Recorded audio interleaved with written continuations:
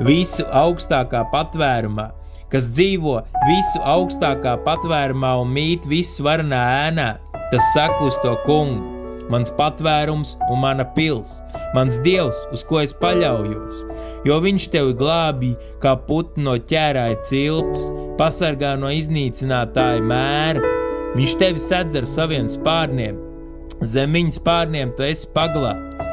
Viņa patiesība ir tavs vairogs un bruņas, tu nebīsties nakts briesmu, nedz arī bultu, kas dienas skraida, nedz mēra, kas tumsā lien, nedz sērgu, kas pusdienā nomaitā, jeb 1000 krīt tev blakus un 10 000 tev pa labo roku, taču tevi tas neskars.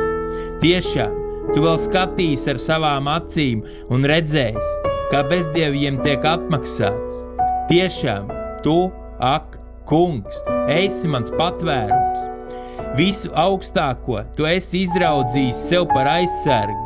Nekāds ļaunums tev nenotiks, nec kāda nediena tuvosies tavai teltī, jo viņš sūtīs tev savus eņģeļus tev pasargāt visos tavos ceļos.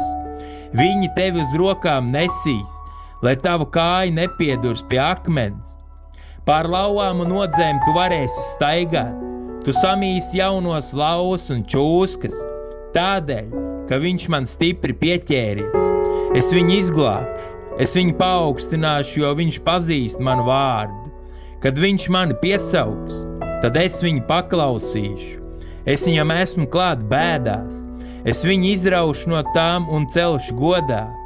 Es viņam došu ilgu mūžu un parādīšu viņam savu pestīšanu.